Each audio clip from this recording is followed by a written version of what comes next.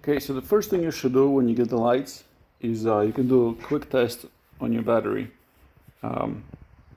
So what I have here is two lights in the controller, and the lights are plugged in on the controller end here. Let's see, yeah, there they are. Okay, so out of the controller you'll have power and ground. Okay, so power, my battery's in the trunk, so I'll have a power that's just taped up. Okay, so there's a power cable that's taped up here to the power, and then ground I have here a piece of tape that's coming through a bolt. Okay, so the whole idea is just do a quick test to make sure that you receive them and they're working before you take your bumper off and start getting everything wired up. Okay, so once you have them, once they have power, okay, you launch your ghosts up, and then you should see if it's not detecting it. Okay, sometimes I noticed that you may need to make sure that your power and your ground are connected. Okay, you can see little sparks here. So that's how I know I'm getting good ground here. So I'll make sure it's nice and tight. Okay, and I'll try scan again. If it's still not working, I'm gonna close it and reopen it.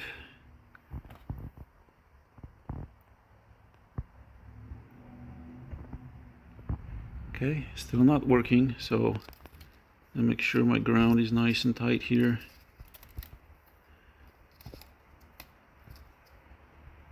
Okay, my power, my ground are connected. I'm gonna refresh. Oh, there it is. Okay, so it's really important that you get plenty of ground, plenty of power. I don't usually expose this wire much, but it may be better to expose it more if you're gonna test it, to make sure that you have good power and good ground. If you don't have both, it's not going to work. I have a bolt here that I was using for my ground, and it's a little dirty, and I couldn't get it to work until I got a cleaner piece of a bolt here for it to work. So I'm scanning it again since I disconnected power, and it looks like it's still up and working. Try again. Okay.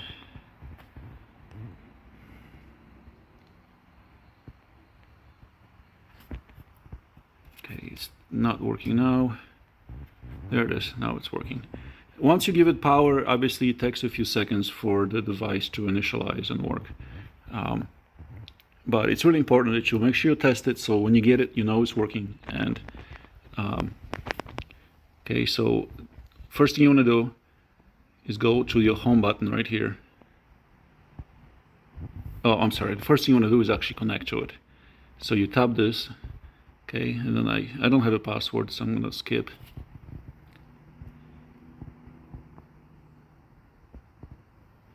And then it's connecting. Once it's connected, okay, I think added a show mode.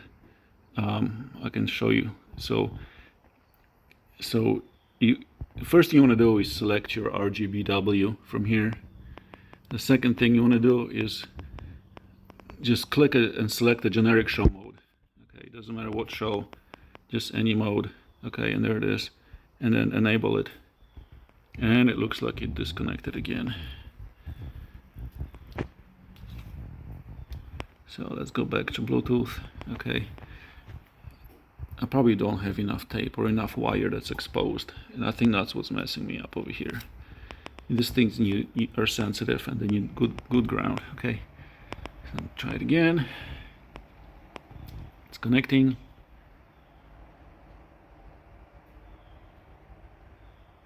Okay, so I already selected the show mode, so now I can click it. Okay, and whatever show mode it's selecting by default is what it's using. You can go in here and then select different show modes. Okay, there's solid, it's not fun.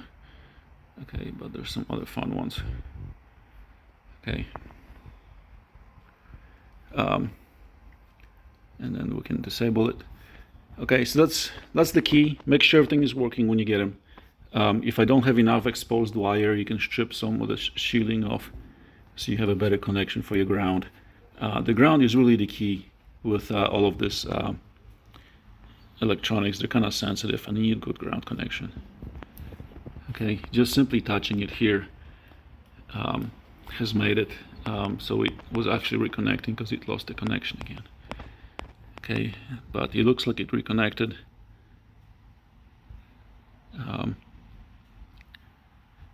Let's see. Yeah, there it is. It's connected. So now we're good again. And then it's connecting again. Okay, so please test the lights when you get them to make sure everything is working before you get started. And then you can also test your blinkers and your daytime driving lights. Okay, your daytime driving light is right here. So all I have to do is take that and touch it to the power. Okay, if I touch it to the power, all right, there's the DRL's daytime driving light, which is just plain white as I have it configured by default. And you can also test your blinkers. For your blinkers, you have to add them first. So I already added them, but by default, they will not be here. Let's see. Okay, here are the blinkers. So it's under this button right there. So by default, you'll get it like this. Okay, so this is your left blinking light. You press plus, your right plus. So now you have default left and right blinking lights. So that now you can actually take one of the blinker wires, which is one of these two over here on the far left side are your blinking wires, and the one closest to the ground on that side, that white wire, is your DRL wire. Okay, so if I grab one of these blinking lights and touch it to the power, okay, there it is. That's orange. Okay, so that's your blinking. So it just blinks for about a second and it goes away every time it gets power. Okay, that is it.